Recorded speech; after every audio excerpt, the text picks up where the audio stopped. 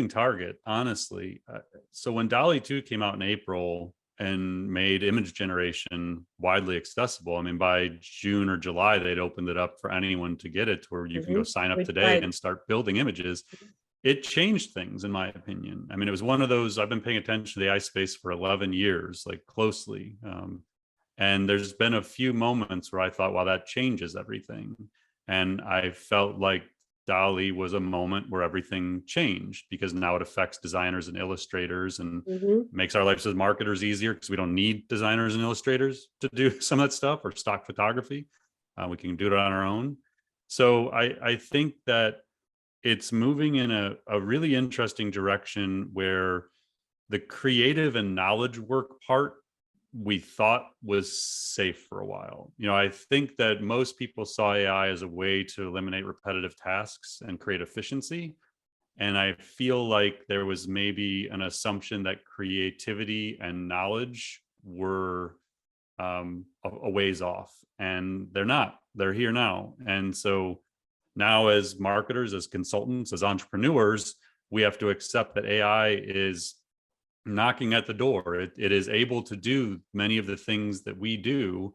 And so what remains uniquely human is probably things like empathy and personal communications, and the ability to maintain and build relationships, and strategy to some degree. But creativity is AI assisted now. It is not a uniquely human capability anymore. So I don't know. I think that's why I feel an urgency for people to understand AI, because you can't comprehend the impact it will have on your job and your life until you understand what it is and what it's capable of doing. And until you tested it, I assume. Testing is critical. You have to experiment with it. And that's, I gave a talk a couple of weeks ago on a keynote, and I said, the difference between now and 6 months ago, or even 6 years ago, when I first started doing talks about AI, is you can leave this talk and go get tools and test it for yourself. You can get DALL-E, you can get Jasper, you can get AI Test Kitchen from Google. Like, you can go experiment with it, and that changes things, because now you realize the power it has, and you can start connecting the dots yourself of what it means to you, rather than me standing on stage telling you that. One last very generic question. Hearing what you say, don't you think, and I'm really putting myself into the shoes of a content entrepreneur, to use the term from Joe, don't you think that instead of us not hiring a designer anymore, or not hiring a content creator anymore, don't you think that it's just going to be another way for us to use them and for them to provide their job to us? Here's the point. Understanding and testing all those new things that are coming up, all the tools that you mentioned in your book, getting into the metaverse, also into NFTs, into Web3, into all those things, is extremely time consuming at some point. So if you're spending most of your day testing all those things to figure out if it's smart for you to use them or not, don't you think at some point it might be better and helpful for people, designer, to use DALL-E as something to, I don't know, increase their productivity in terms of producing, or really as us to learn in and to do everything on our own without hiring anybody else? I think it'll work both ways. There are absolutely designers, illustrators, creative professionals who are going to seize this opportunity to enhance what they're capable of doing, do things more efficiently, expand their services and offerings. So it's not that designers and illustrators are going away, but there are many things that you and I, maybe, as I know I'm not a designer, that I could not have done by myself 6 months ago, that I can do now better than most designers I would have hired, with no coding ability, no design ability, no nothing. It's all about just prompting the engine. And what I'll tell you is, I talk with these researchers and the entrepreneurs building these things. What we're seeing today is probably 6 to 12 months behind what they're doing in the research labs right now. And I've seen some of this stuff. It's the no code ability, the ability for the non-technical person, non-designer, to generate outputs that are indistinguishable from top designers is around the corner in many cases. And so that's, yes, where there are still instances where we want to hire out. I don't know what those are going to be, because examples like building a presentation deck. I don't need a designer and I don't need stock photos anymore. I just tell the machine what I want the image to be. Here's the words from the slide. Give me an image. If I want posts, images for my blog posts, I don't need professional help for that. I don't need stock photos anymore. So like there are specific instances and use cases where the need for professional support is gone. And so I think it, again, as I said at the beginning, it's a moving target, but I think it's critical that creative professionals understand that this is coming whether you want it to or not. Like I'll say this on stage, my wife is an artist. My 10-year-old daughter is an aspiring artist. I am a writer by trade. I am not an AI person by trade. I don't have to like this. You don't have to like it, but it's here and it's impacting our careers, whether we want it to or not. Big vision question, and I'm sorry, it's not a short question. I'm just going to try to explain, okay?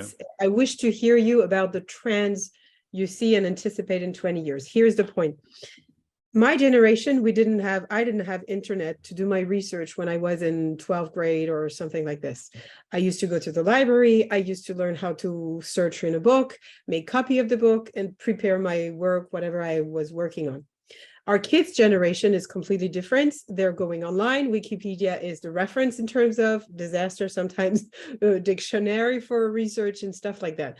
So all the time and process and savvy behaviors we had to develop as young people who was searching for something has been completely, drastically, and probably forever changed.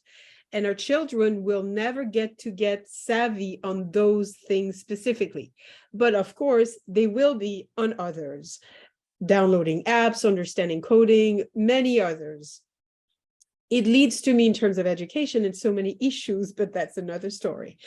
How do you see AI impacting our lives the same way Google and search has impacted our generation in the next 20 years?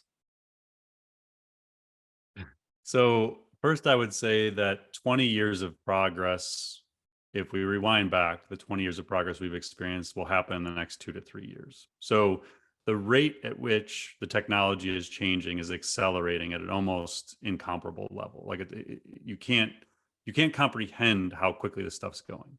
So I think what we saw in the last 20 years, we will see again in the next 2. Now, an example I give to make that very tangible is like when I was in college, if I wanted to do research, and I came out of college in 2000.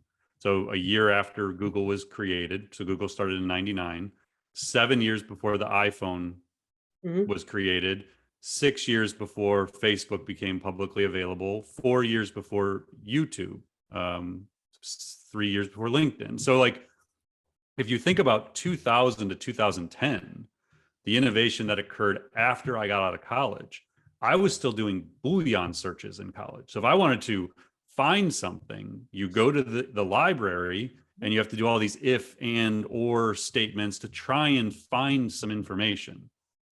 Fast forward to like 2010, search had gotten pretty good. Like Google had gotten decent at finding you things with these, but you still had to be pretty good at telling Google what you wanted.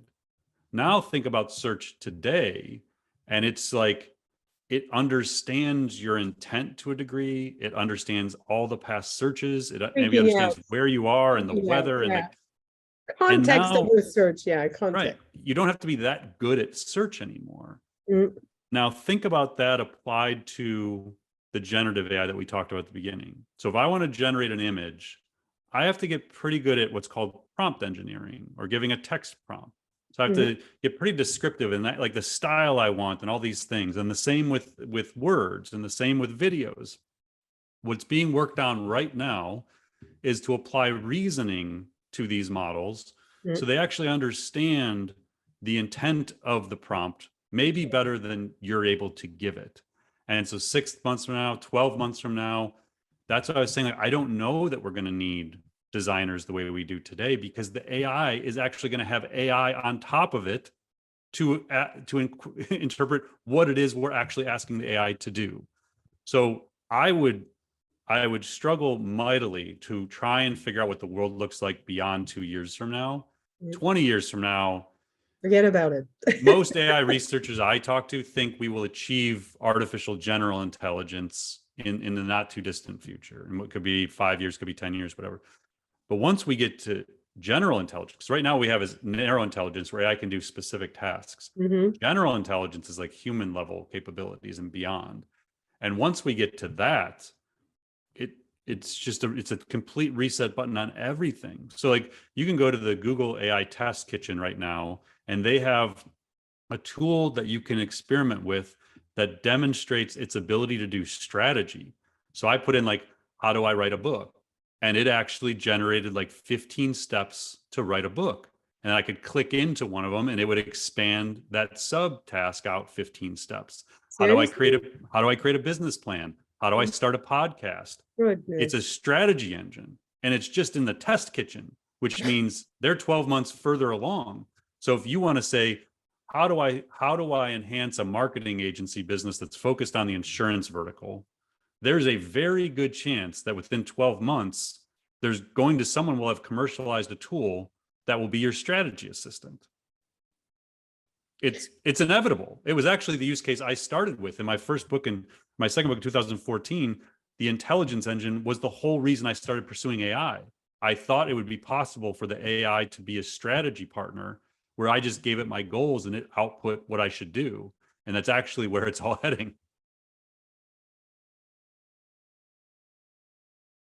It's wild. That's really wild and crazy. Okay, the question that comes in mind when I hear that is, would be this is a stupid question, but I have to ask because I heard that the same thing in Web3 and the metaverse. I heard a marketer said last time that when he asks an audience of marketers, professionals, CMOs, and good people like experts, if they're aware of Web3, NFTs impact on marketing and stuff like that, very, very, very few are raising their hands and saying that they're considering it, like even knowing it, learning about it and whatsoever.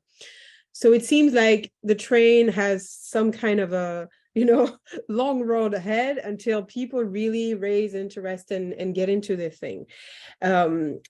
Is ostrich policy would like kind of be a strategy for a marketer on the short term, meaning like, okay, I know there's all this noise about these things. Some people are getting interesting, but that's not really there. We're not there yet.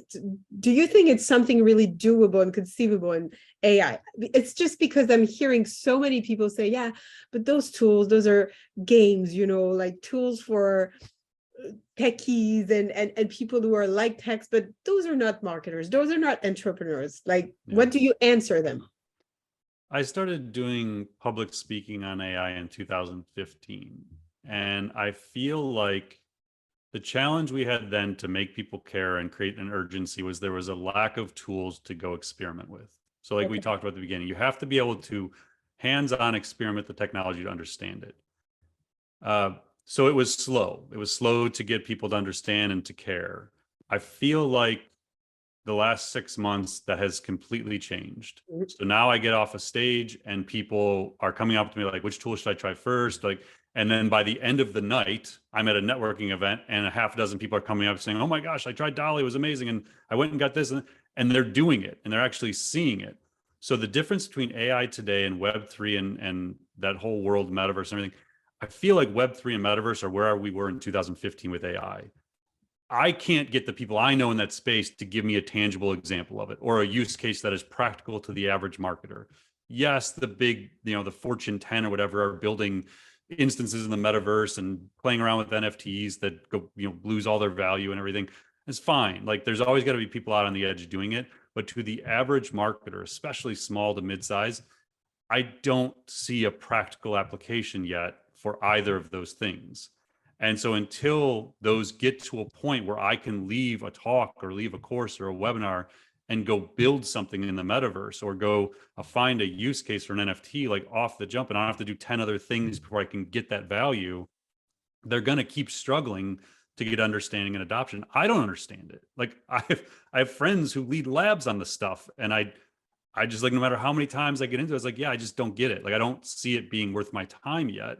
And I think AI has sort of leaped past that part into the area where there is tons of practical application, hundreds of use cases, hundreds of technologies, and they're affordable. You can actually do it. And you don't need any training. You don't need a digital wallet. Like you don't need to take all these other learning steps to get there. So I would highly encourage people, you have to go experiment with AI now. It's moving too fast to wait. Okay. Should we, just to finish, should we follow closely some major VCs and investors that are spending tons of money developing those tools for Web3 and metaverse? Because it was a little bit the same 5 or 6 years ago, no? Yeah. So what I do, I like on Twitter, the way I use Twitter now, the way I use Twitter might change with Elon Musk owning it, but the way I use Twitter primarily is that I build lists of experts in a space I'm interested in. So I have a public AI list on Twitter that anybody can follow.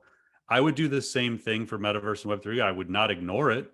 I think there's going to be breakthroughs at any moment, but I would build a list of experts and I would follow them. It's not where I'm putting my energy because I'm trying to figure out the AI stuff. But I think it's worthwhile for people to pay attention to it.